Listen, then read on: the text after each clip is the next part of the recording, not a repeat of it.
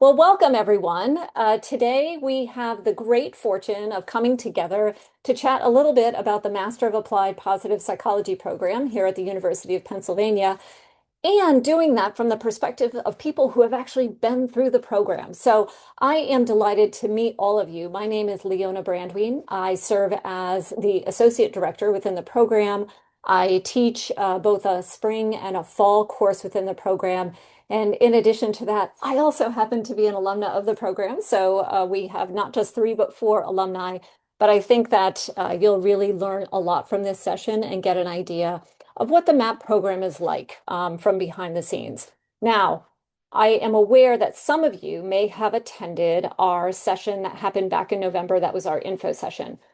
If you have, great. If you have not, I encourage you to go and take a look at the recording. We will actually not be spending a huge amount of time, actually any time at all, really talking about nuts and bolts of the program because we covered that during that info session. Today, we're really diving into kind of peeling back the curtain, right? Taking a look at what the experience is like and gaining some understanding of who is it that has applied to MAPP in the past, what sort of work are they doing in the field of positive psychology, and understanding that, and then maybe thinking about your own experience and whether or not that is a match for you or whether or not there are some questions that you might have answered.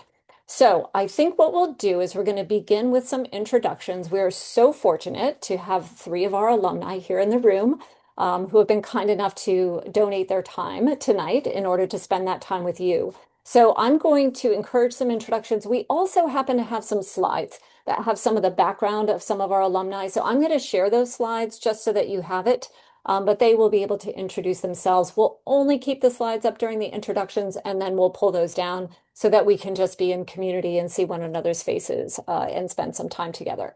So give me one hot moment while I share those slides. Okay. Give me a nod, a thumbs up, a something like that if you happen. All right, I see lots of thumbs up. Fantastic. All right. Well, I am delighted first to introduce, actually, I'm not going to introduce her. She's going to introduce herself, Anne Vinich Kachorn. So, Anne, let me turn things over to you, and why don't you introduce yourself to the group?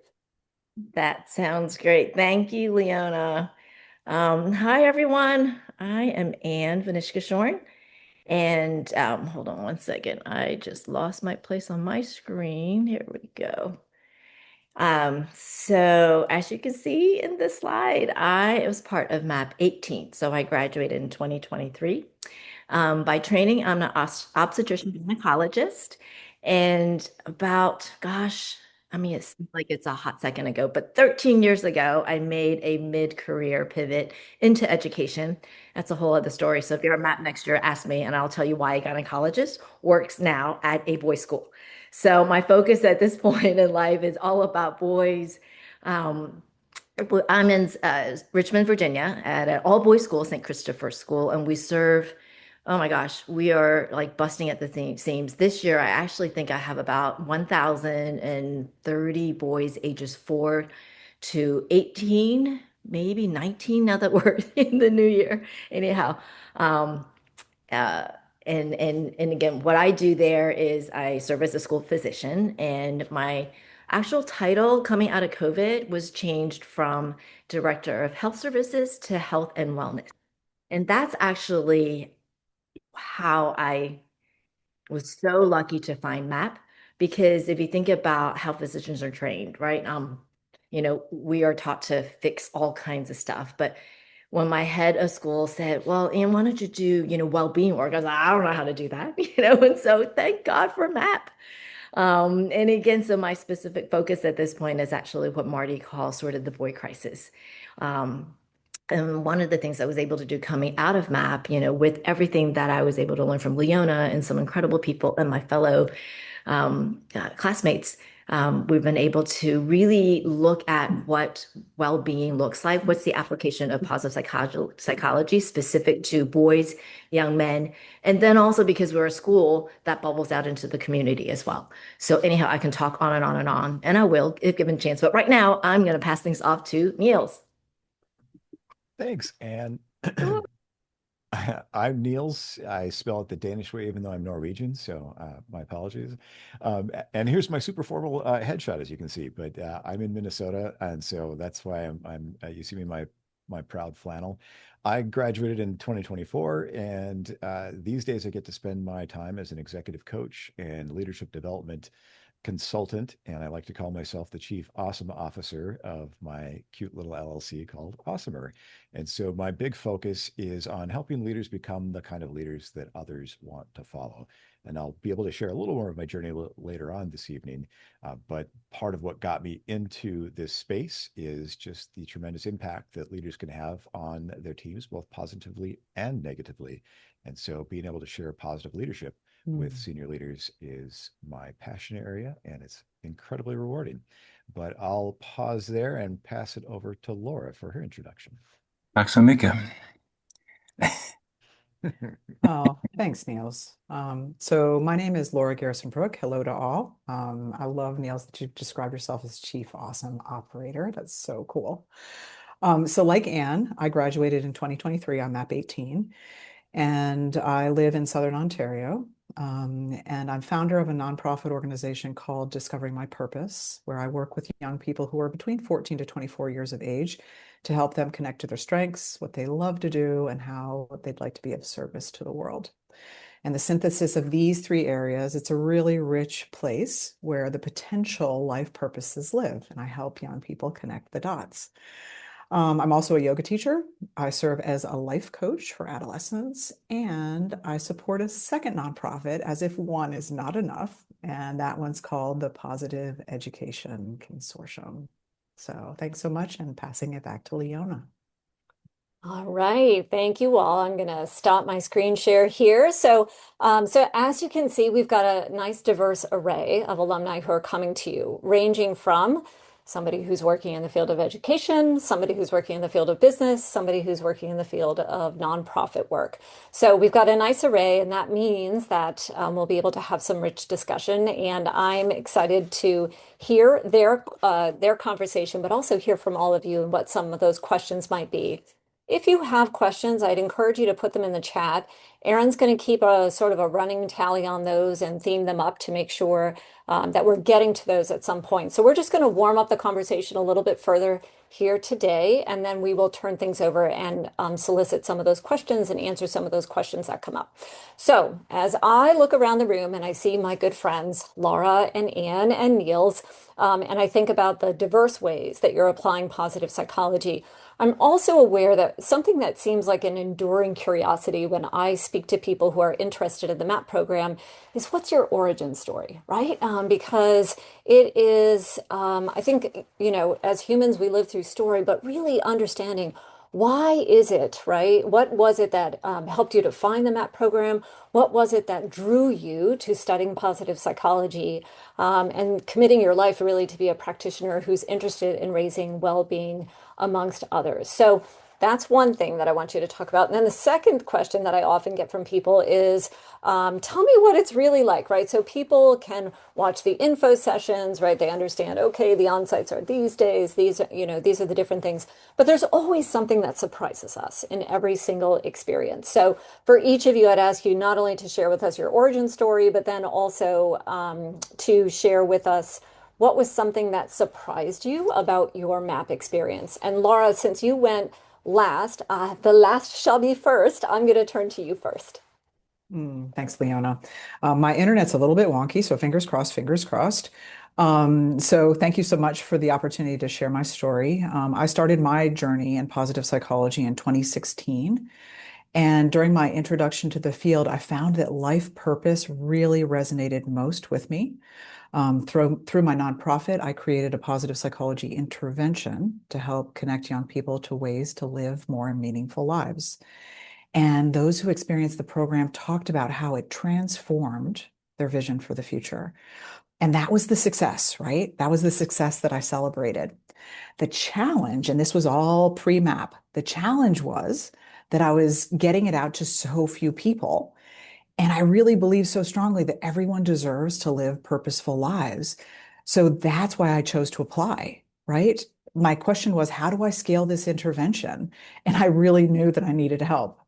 So James Pawelski is the founding director of MAPP. And when I got the call from James, which is so thrilling, y'all, for those of you who apply, oh my gosh, I'm so excited that that will be in your future, knock on wood, because James calls you to let you know whether, if you've gotten in. So James called and said I gotten accepted. And I asked, what Mapsters have reported as being the most valuable part of their experience. And he immediately responded with the community that you will now be part of. And I've got to tell you, I have found this to be so incredibly, incredibly true. The power of MAPP extends beyond the thought leaders, the thought leading Penn lecturers like Marty and James and Leona, these brilliant minds. So when you choose this life path, it means you get to plug into an incredible network of brilliant people who are passionate about making the world a better place. And an example of this is playing out in my life right now. So a couple of years ago, this was at IPA Vancouver, the International Positive Psychology Association has a world conference. And I was standing around talking with some women about how we needed to reframe aging.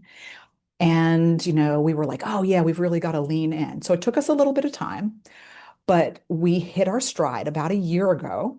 And I'm happy to say that we recently held a pilot session and we titled it Menopause Reimagined.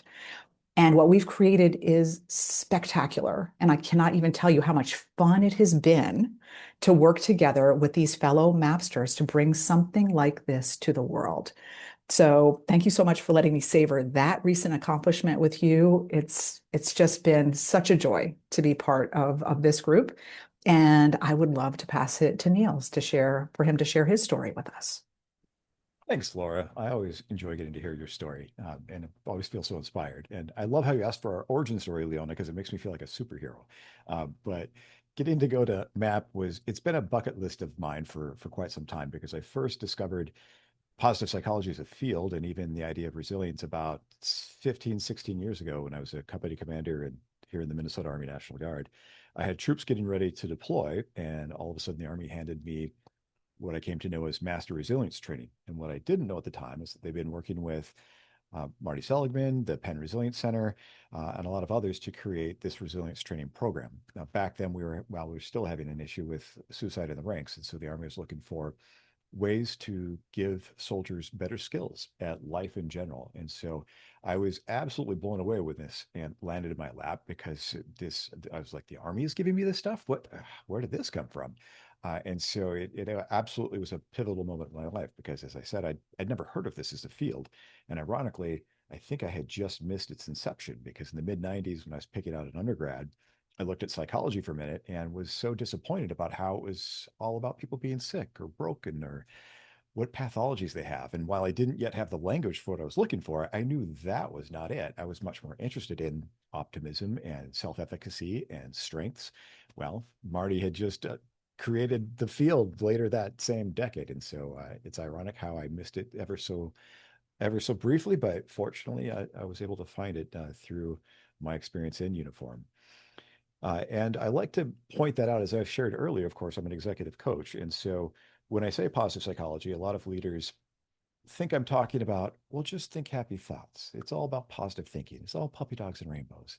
And so I like to remind them that I learned about this in the Army. And so if you know of a grittier laboratory to learn about resilience or positive psychology, I'm all ears, because that's not what this is. This is not magical thinking.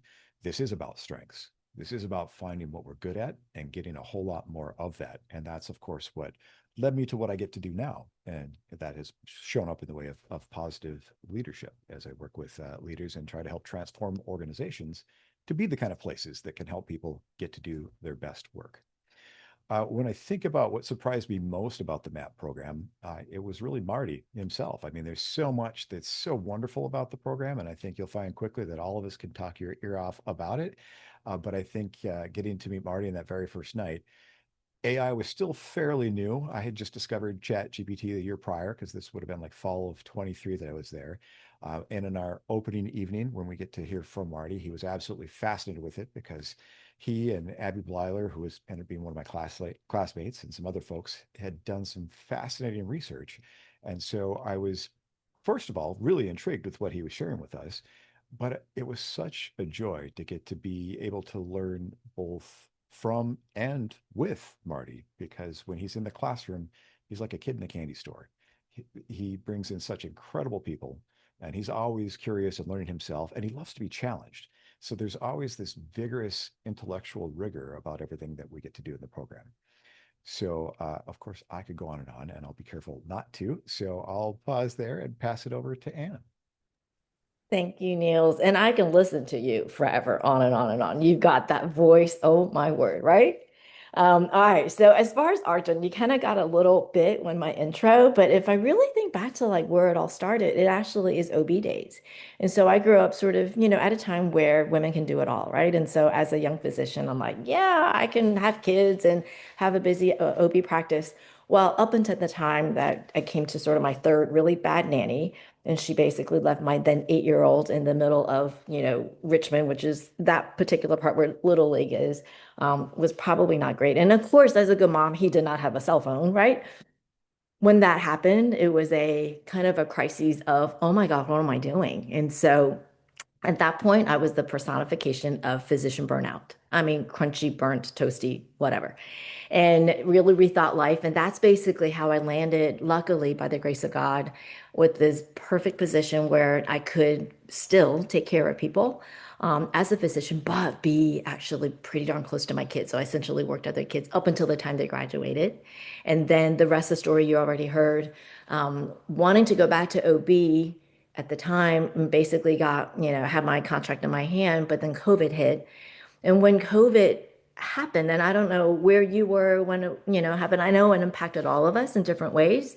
When I looked at the kids and what they looked like, even though we were in person, but if you remember back then, yeah, we were present, but we were behind a mask. And so I had all these beautiful little boys who just missed a chance to see people smile, emote, figure out what it was like to have true connections.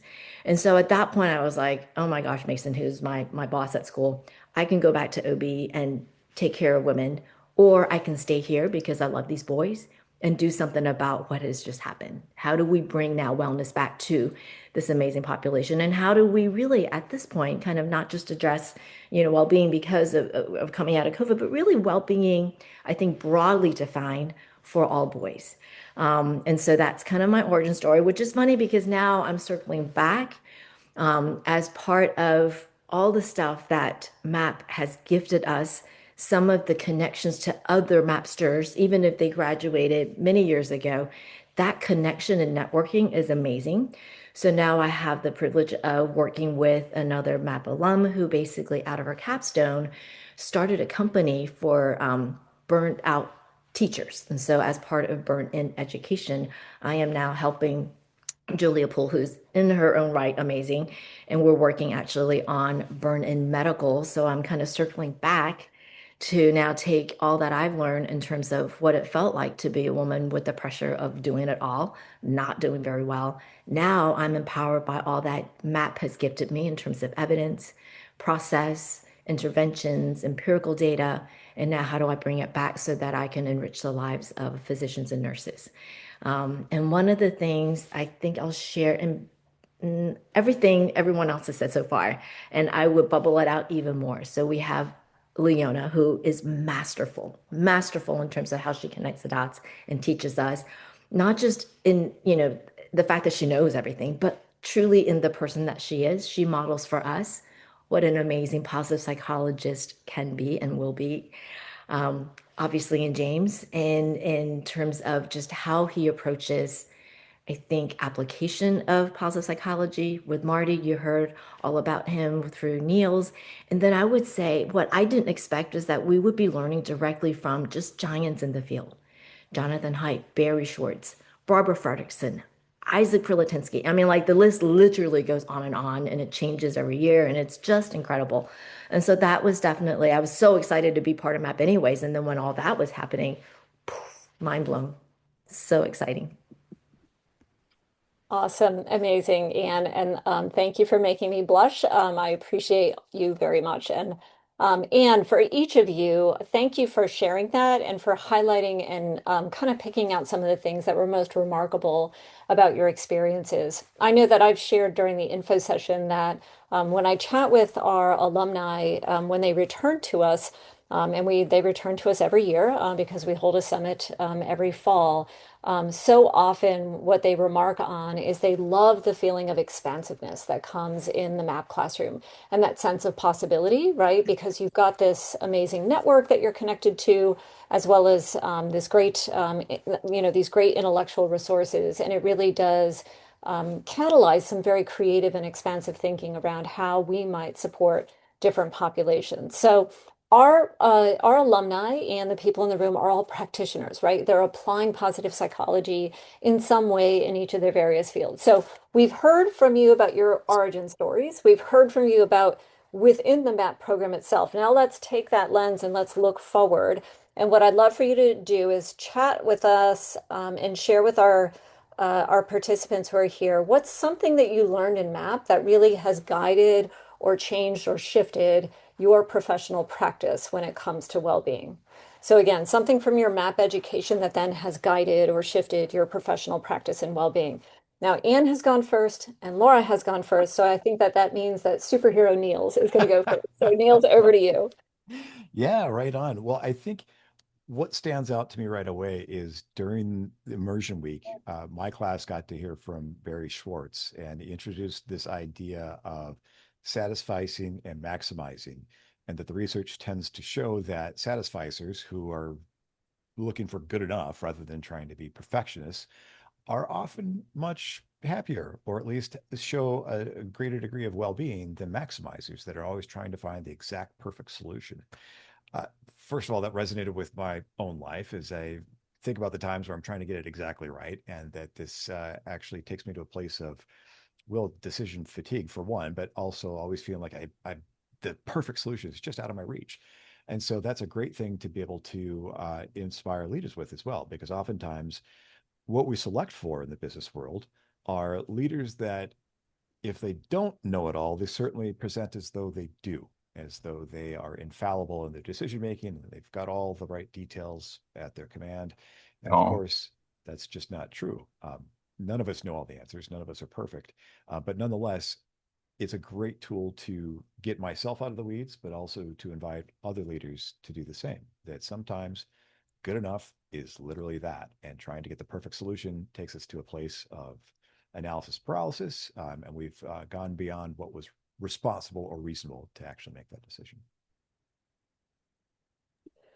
Niels, I think I need you to hang out in my house for a little bit because I could use that regular reminder around decision paralysis, which seems to be coming up on the regular for me as of late. So I appreciate that very much. Okay, You bet. Anne, how about if we go to you now? Share with us something that that emerged from MAPP that you now have extended into your professional practice. Okay, so many ways I can answer this.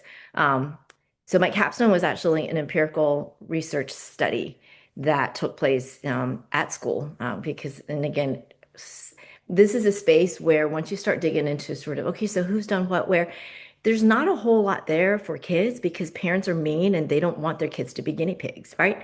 So what I've been able to do, oh my gosh. So I'm training the parents to say, yes, study my kid because this will benefit the world. So extending beyond my capstone, where I was looking at this idea of, okay, so why are boys in trouble? Like what's happening? Why are, young men lonely? Collected data on character strengths, was trying to see whether or not their sense of masculinity was tied or correlated to that. But then with masculinity, why are they so unwilling to ask for help and emote? So I've basically taken that and extended it more, but in application. So from what we learned about our boys, at St. Christopher's, we've been able to implement a program called the Rites of Passage, where we take 5th, 8th, and 12th, 11th, and 12th graders, and we take them away from their wonderful parents, and we make them do really hard things.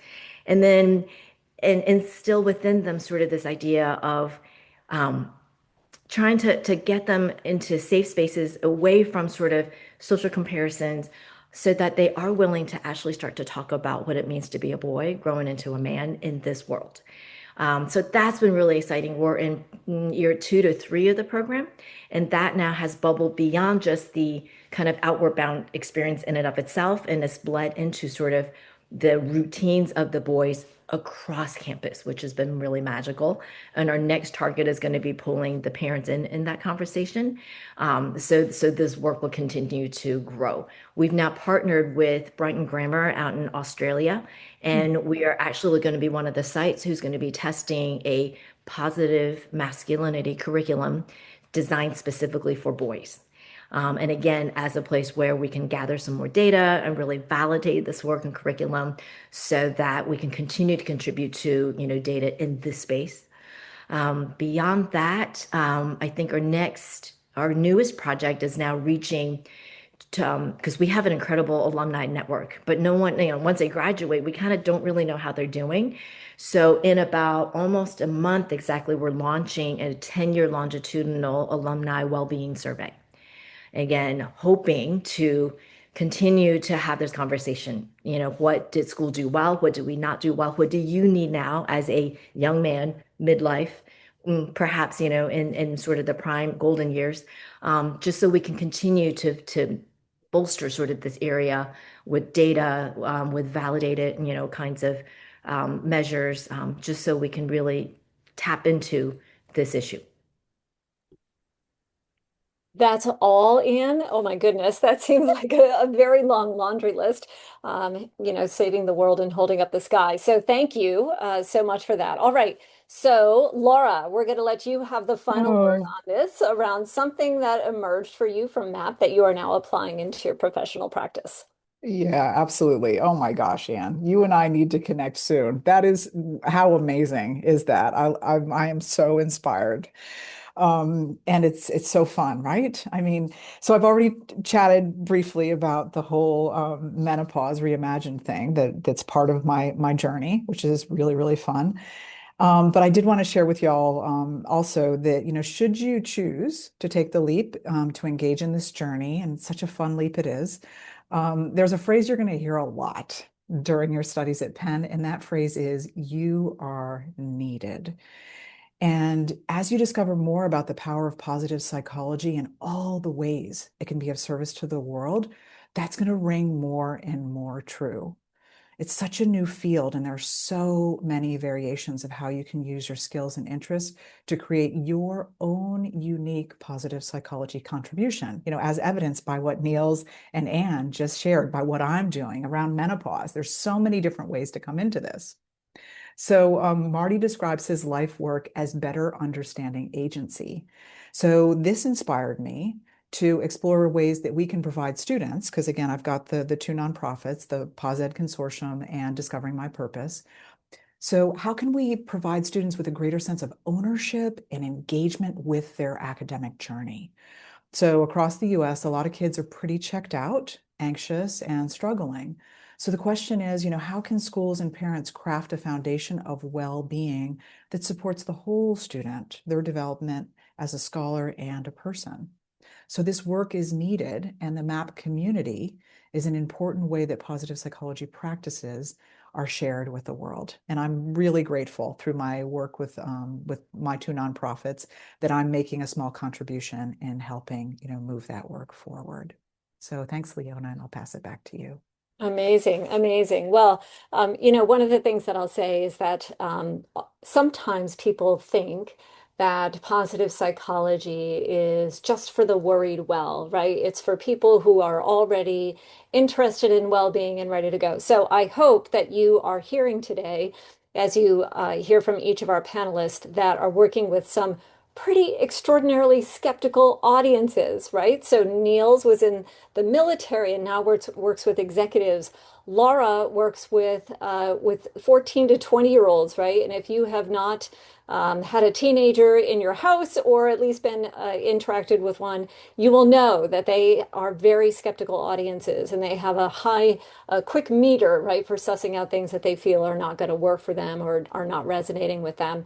And then Anne, who not only is working with teenagers, but boys, right, on top of that, which I think brings its own share of challenges, especially in a context where we know that that boys are struggling. So here's what I would love to do. I think it's time for us to open up to the rest of the group here. I was just taking a look in the Q&A or in the chat, and I saw that we do have a question. And I'd also love to get to know who is in the room. So here's what I'm going to do. I'm going to pluck that question from the chat and offer it up to our panelists for them to talk about. But in the meantime, for those of you that are here, I would love to hear from you. First of all, where are you dialing in from, right?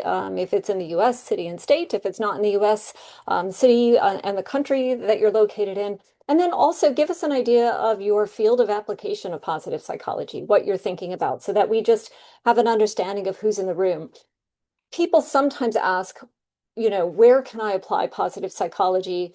And I often say, oh, what a great question. Find a human, and that is a great place to apply it. So anywhere that humans are is really someplace that's applicable because we all wish to be well. So I am going to go while people are popping in their location and their field of application. I'm going to go to Scott White's question that he asked up at the top that said, what specifically about your MAPP experience do you wish you knew on day one of the program?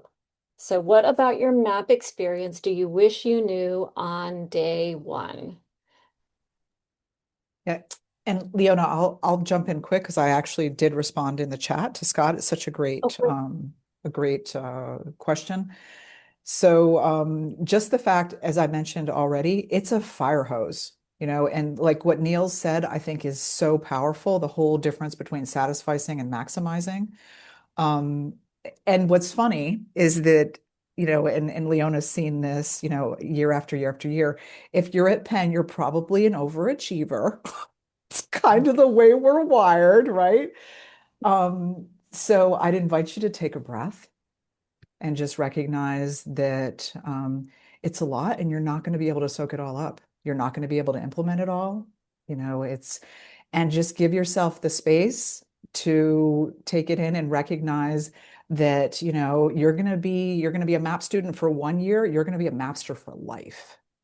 So give yourself grace as you go through this year. That's what I wish that I had had. And people did tell that to me, and I wish I had internalized it more. Amazing, Laura. Anne or Niels, who would like to go next? Something you wish you knew on day one. Actually, I can chime in because this will be quick.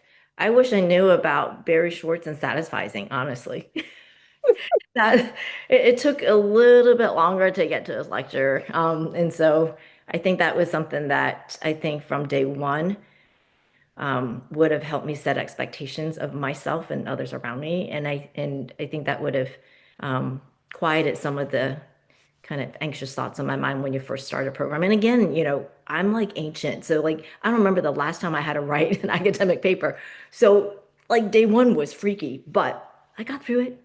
I survived. It's all good. But satisfying would have been actually terrific to know day one. Fantastic. Niels. I was so part of me wanted to answer a little bit smart alecky because from a personal standpoint, I wish I knew that I had ADHD on day one of MAPP because I did discover that halfway through the program, and suddenly so much made so much more sense in my life. But I don't know that that would necessarily apply to everybody. Google LLM came along, and I wish I had known about that on day one because that's a fantastic tool to be able to organize. It is the notebook, notebook.lm at Google. We should get the right. If you haven't heard of it, it's easy to find. Just Google it after all. But Notebook is a great tool to be able to organize research. And once I discovered that about halfway through, it was like, oh, this is perfect. So I would set up notebooks by classes, be able to upload all the PDFs that we had assigned for reading or go grab other research that I'd found. It was a great way to at least collate and organize the research that I wanted to understand and use when it came time to write papers. Fantastic. Okay, terrific. And thank you to all the folks who have uploaded some information into the chat about where you're from. It's lovely to see people from New York, from Florida / New Jersey, Pittsburgh, Portland, Oregon, Gaithersburg, Maryland, Lynchburg, Virginia. So Cape Elizabeth, Maine, and even close by in Philadelphia. So I see like a plethora of folks that are dialing in from around the nation, and I see a lot of different applications of positive psychology. So thank you, thank you.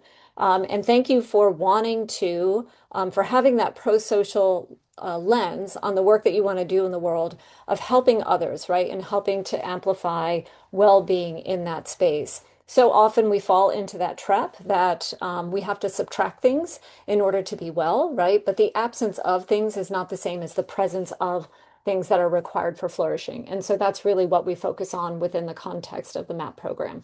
So I'm grateful to each of you for some of those questions. Let's also open things up, and you don't have to use the chat to ask a question. You can also, if you'd like to, unmute your microphone because we'd love to hear from you.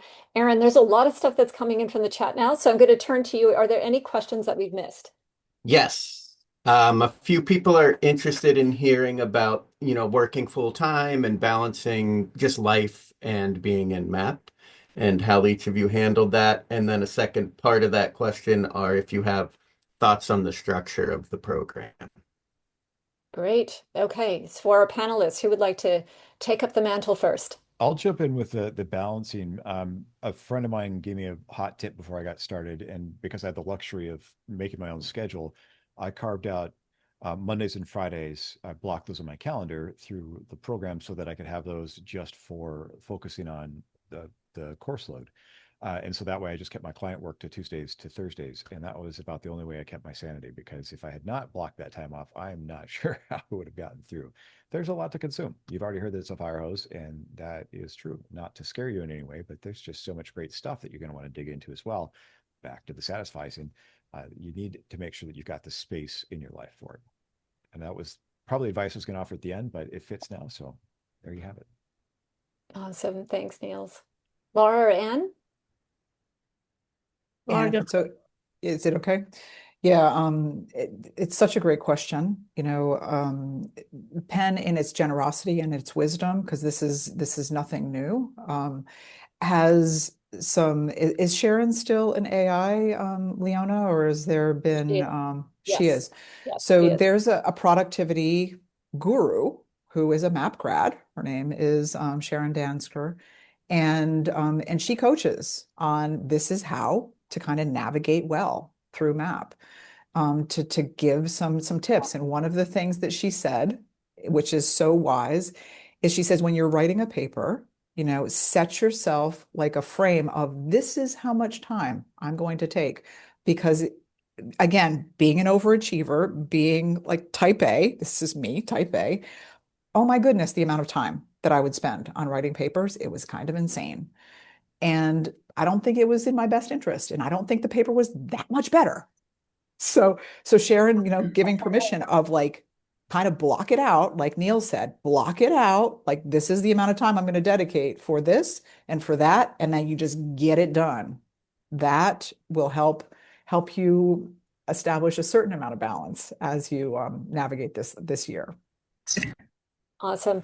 Thanks, Laura. And I'm so appreciative that you brought up Sharon Dansker. So I'm actually looking in the chat. Daniela, who's from San Diego, also works in the field of productivity and wanting to rethink, right, that those approaches to productivity. So Daniela, she would be a wonderful person for you to reach out to. On mappalum.org, you can find her contact information, and I'm sure she would welcome a conversation with somebody who's interested in some of the same things. Thank you so much. Anne. So what really worked well for me, I think, is just very, very clearly setting expectations for the MAPP year with like everyone in your life. So before I accepted my spot at MAPP, I went to my boss, my, at head of school, and basically say, okay, I'm doing this, so this place can be better. But that said, you're not going to get me for, this and this and that. For emergencies, I'll be there. For the boys, I'll be there. But really clearly, kind of like just letting him know, look, I'm going to earn this degree. I'm going to do it well. So don't expect me to be at every meeting and so on and so forth. I did this thing with my spouse. I did this thing with my boys. I mean, pretty much everyone who was in that inner circle, I had a heart to heart with. And I said, the best way for you to support me is to, clearly communicate with me your needs, but ahead of time, just so at least I could structure, because I couldn't really set my own hours, I was still working full time. And all of that, I think, made it so I was able to, like, it gave me the freedom and grace to be able to say, okay, this is important. It's only a year. I'm going to dedicate myself to this. And so if I'm not perfect at that, it was okay. So that clear expectations ahead of time was really, really helpful for me. Fantastic. Go ahead, Laura. In just following in, and Leona, forgive me, Anne and I were purely virtual because we were coming off of COVID. Y'all are still doing the We are. okay. So what Anne said is really, really powerful, setting expectations. And when you're in Philly, it's honestly in some ways kind of easier because you're there, right? What's harder is when you're home and the kids are like knocking on the door, like, hey, when's dinner? you know so to exactly Ann's point, setting expectations of, guys, if it's going to be mac and cheese, it's going to be mac and cheese, but you're making it because I'm in class, right? I'm in class these days because the weekends are long, they are intense, and when you're at home, pivoting and going right into mom or dad mode or significant other mode will be a lot. So I think having those conversations in advance to talk about how to divvy up stuff that used to be on your plate would be super smart. Yeah, get it in writing, have everyone sign it and post it on the fridge. No, I'm kidding. Signed in blood, yes. Excellent. I'm going to hop in on this conversation if you don't mind, since I happen to be a Mapster too. When I was in MAPP, I had a 5-year-old at home. My husband also worked on weekends. And so it was a challenge, right? Navigating. I was working more than full time at the time, doing a lot of travel for my work and whatnot. So the approach that I'm going to take on this is a little bit different in that I had two people in my life who really helped me with a mindset shift. Because I think that sometimes we get ourselves in this place of fear of, oh, how could I possibly do this? And it's going to be so hard. We fear how hard it's going to be, right? But the flip side of that is you could also look at that challenge and think about, oh my gosh, I get to, right? I absolutely get to do this. So, two people who helped me with this. One is my sister, who happens to be a physician.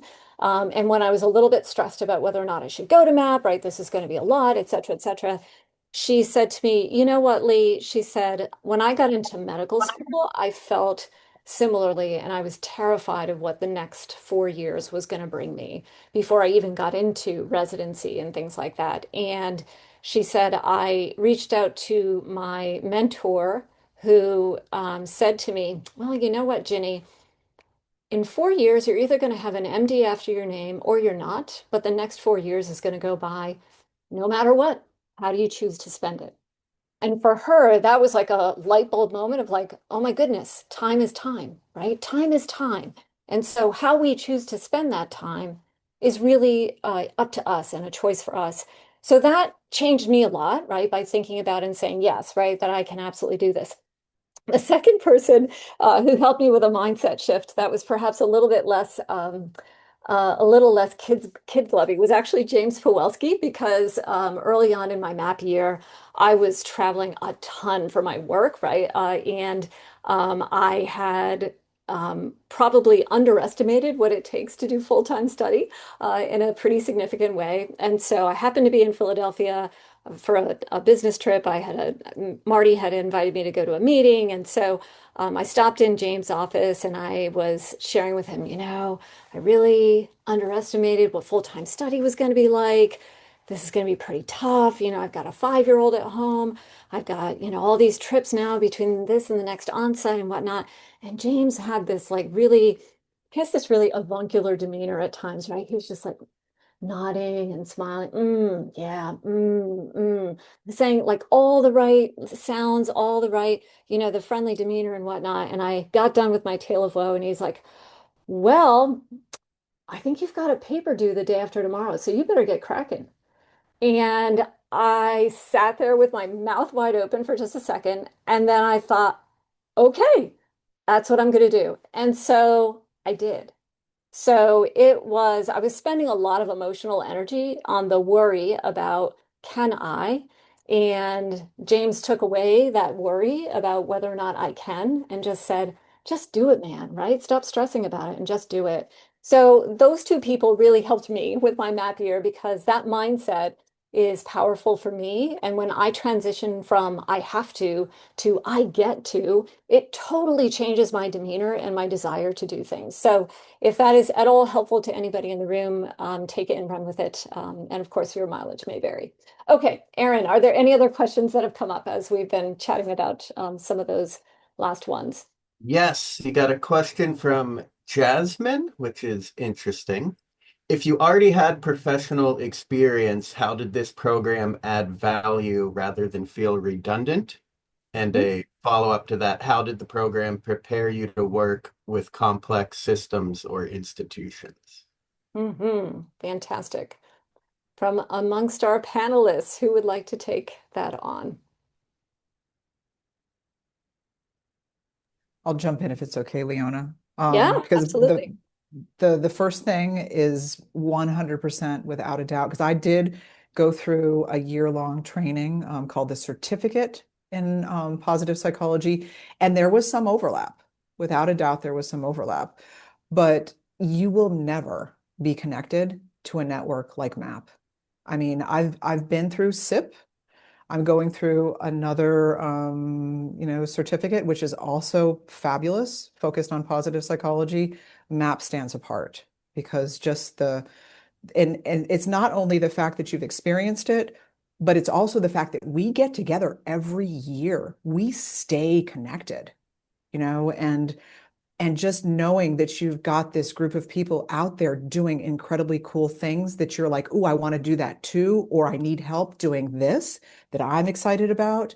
There's always somebody. Like just last week, I had something else that on my plate that I needed help with, and I said, who do I know in Minneapolis? And I reached out to Niels, and he was on it.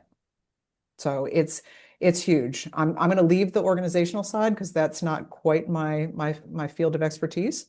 But 100% the network that MAPP provides you is what has been the most valuable. Thanks, Laura. Niels or Anne, anything you'd like to Yeah, add? totally concur on the network. Absolutely. I think I knew that there was going to be a great network, but until I actually got to meet so many incredible people, I don't think I fully understood. For me, having the depth of the research, I mean, you've got being back at school, you get all the library access, but this program is so much about the scientific rigor that I felt that really added to my credibility because now I could talk about the things that researchers have been pursuing and what conclusions we might be able to start to draw rather than speaking from a place of hypotheticals or lived experience is great and wisdom is great and can only get you so far, especially when you've got a very skeptical crowd. And so having the depth of that research available was incredible. Totally forgot that you went through CAP too, Laura. I actually did that also. And CAP's a great program. It's much more about just giving you the knowledge as opposed to MAP, which is, again, very academically rigorous. And so I think that's what has really helped me and it truly augmented my skill set in ways that I didn't anticipate. Leona, I can jump in now because I came to MAP with basically no positive psychology knowledge. So I won't speak to that part. But in terms of the complex organization and institutions, St. Christopher's is part of a much bigger, I think, consortium of schools. And then beyond that, we're also part of the International Boys School Coalition. And so that's complicated, right? And so I think what I have found to be really useful post MAP is to think very organically in terms of what one person can do, one person being me, because I have the degree, I went through it, I know the science, and really look at within at least my first system, which is just my school, what were the critical needs and what is something that I can accomplish well to start with, because then the buy-in from the upper ups start to come in. They now see that you kind of know your stuff. And remember, after MAP, you're the expert in the room. Most people don't have the experience that you do in terms of the depth of knowledge and the science background and for me, kind of dabbling in research as well. And then from there, start to find allies, find other people that you can also align with in terms of their skill set. But what I would caution again is doing too much, too big all at once, because if it doesn't fly, then you're in that weird space, right? And so take small bites, know what you know, know what you need to do for the organization, and then build up and out and make sure you've got lots of good friends and allies along the way. Awesome. Great advice.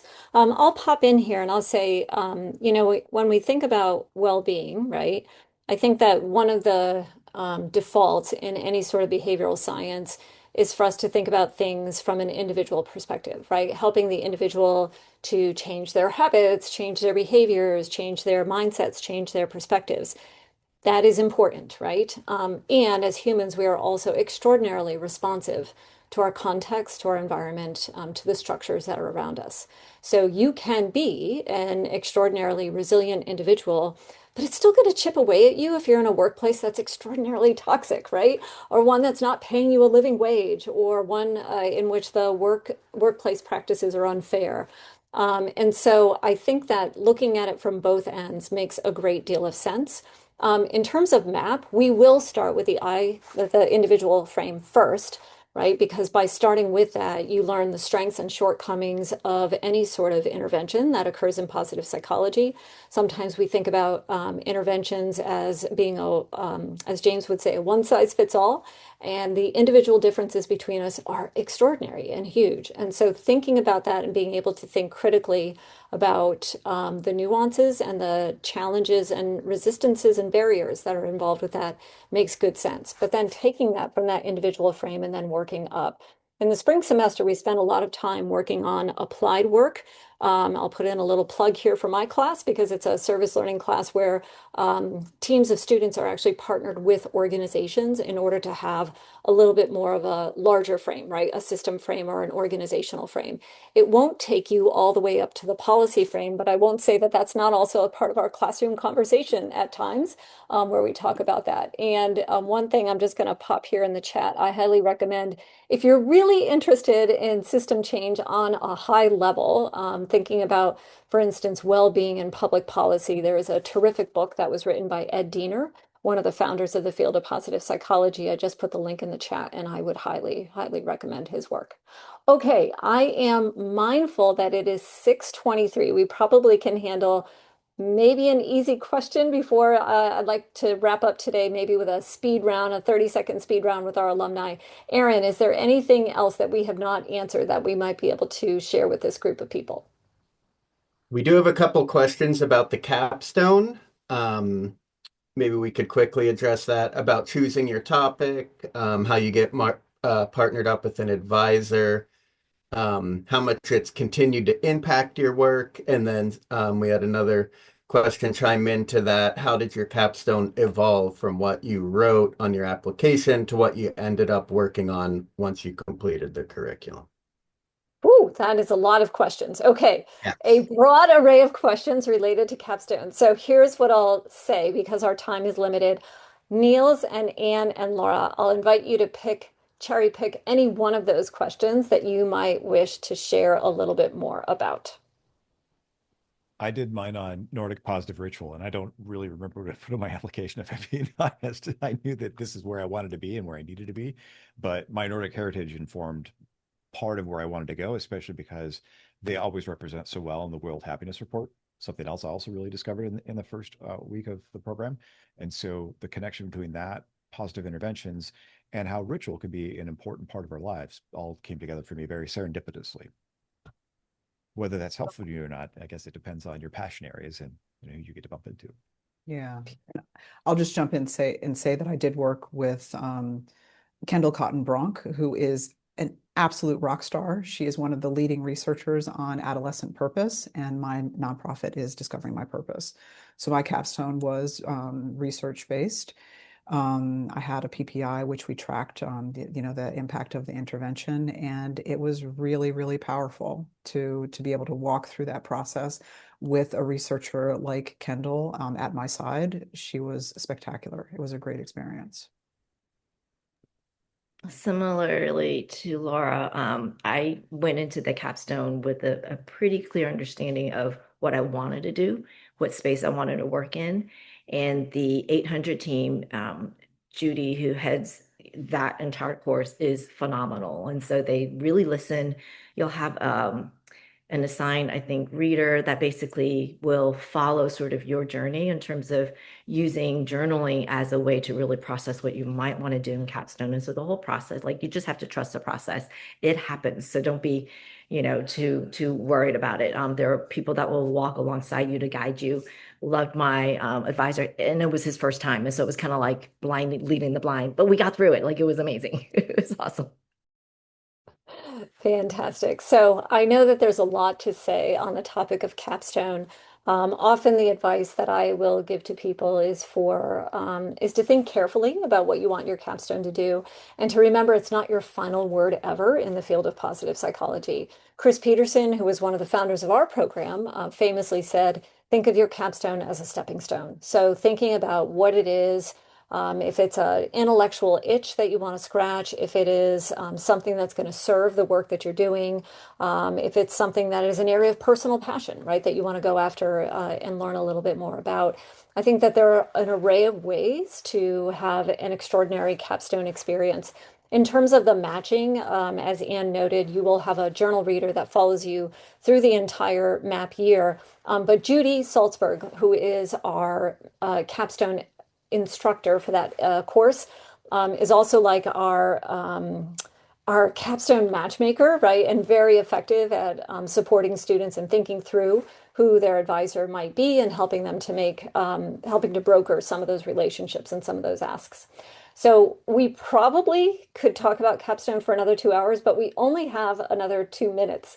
So I am afraid that we are going to have to transition at this point, and I am going to do a little challenge amongst our MAPP alumni who are here, and we'll do a little speed round. And so what I would love to hear from you is in 30 seconds or less, if you can manage to distill that down, I would love for you to share any closing words of wisdom that you might have for our audience members, many of whom are practitioners themselves who may be thinking about MAPP, may, decide not to come to MAPP, but are working in some way to amplify well-being in their world. So, words of wisdom, 30 seconds. I think I'm actually going to pick on somebody first here. So, Laura, might I go with you? Absolutely. Yeah. So 30 seconds. Okay. So I would say that MAPP is a deep dive into a whole new way to show up in life, both personally and professionally. And I'll tell you that as I was navigating that year of study, I would sometimes joke that it was kind of like getting hazed in order to join the best fraternity and sorority in the world. As we've already talked about, we love each other so much that we show up at class reunions at Penn every year, including Marty. I get to hug and kiss Marty every single year. That makes me so happy. So MAPP will enable you to enrich your own life and empower you to enrich the lives of others, which I have found to be such a gift. So I think that Anne might be next, right, Leona? Let's do it. Mine's practical. And so, unlike when I was going through MAPP, like next year, you're going to have so many AI assisted tools. My advice would be play with them now. Be really comfortable, using tools like, put the paper in and give me a summary. There's a lot of ways where you can learn more efficiently with these new tools, but like learn it now and don't wait until MAPP starts to leverage all of the stuff that AI can do to help streamline life and really truly like act as a learning partner. Niels, would you like to have the final word here this evening? Sure. And mine is also very practical and very tools based. Reference managers. Where were these things when I went to school before? If you don't know Zotero, which I learned on the very first day, I still use it to this day. What a phenomenal way to collect your sources and also be able to manage your citations. It makes that process so much easier. Zotero.org. I can't recommend it highly enough. So thank you for joining us here tonight. We were grateful to have you with us. A big thank you to Aaron Bochkowski because he is amazing and has really been helpful in shepherding us through this process here this evening. So thank you, Aaron. And to all of you, we wish you, whether it's evening, whether it's morning, whether it's afternoon, have a wonderful remainder of your day. And thank you again for joining us. Bye-bye.